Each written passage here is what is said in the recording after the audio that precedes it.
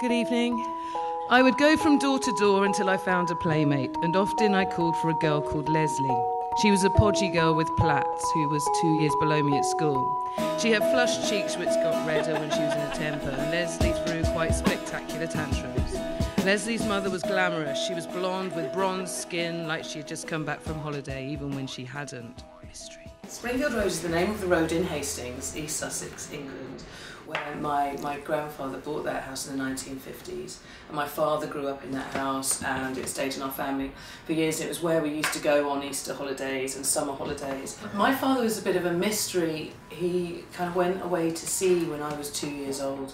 He was a jazz dude. He played with Miles Davis, played on the Sgt. Pepper album. He did all kinds of things. He was a fantastically talented, naughty man, and the only way I could really know him was just by, in my behaviour. I was rewarded when I was making up poems or making up songs or you know, off drinking cider on the beach. My mum would sort of say, "Oh, you're just like your dad," and that was how I understood him to be, sort of my more mischievous side. When I say please or thank you, I think I'm being like my mother, and when I say come on, let's get more beer, I think I'm being like my dad, possibly.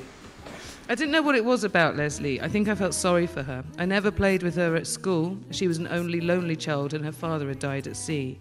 On the living room mantelpiece there was a photograph of a handsome, important-looking gentleman in a naval suit by a ship with the letters QE2 on the side, like the QE2 my dad was on. I never voiced this, but I entertained the thought that our fathers might have met, or even that our fathers might have been friends somehow.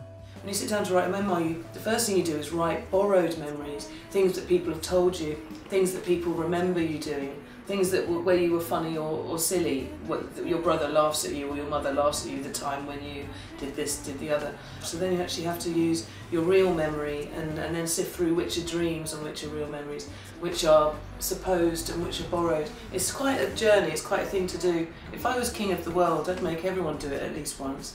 Now, I had no idea why I had to kiss her, but usually when her mum was out of earshot or down the other end of the garden, she'd lisp, "Let's play Sleeping Beauty, and you have to be the prince."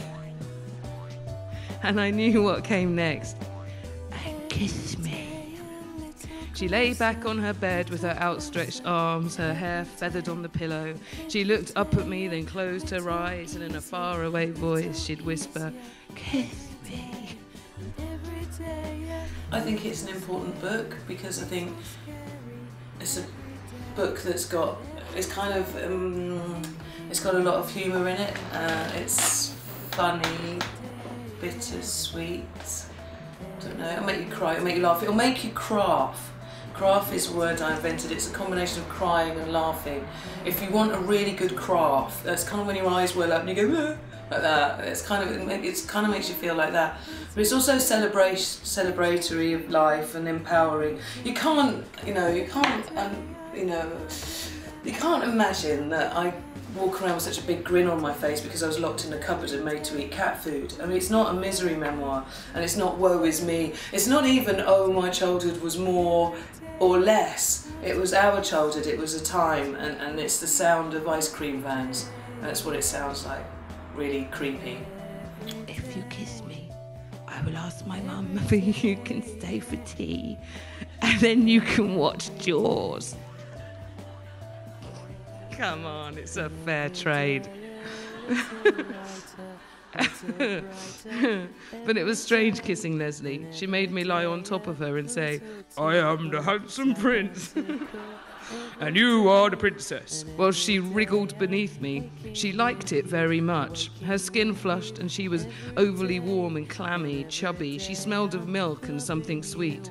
Once the deed was done and she felt I'd kissed her sufficiently, Leslie ran and asked if I could stay for tea. Her mother smiled, "Of course, but you'll have to ask your mum if it's okay for you to watch da-da-da-da-da-da-da-da."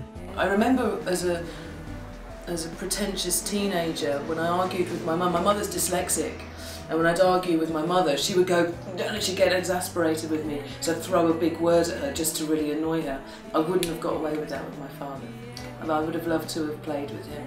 As a kid, I tried to play trumpet, but then I gave up because I saw a picture of the man with the big cheeks, and I thought I'd get big Dizzy Gillespie cheeks, exactly, so I gave it up.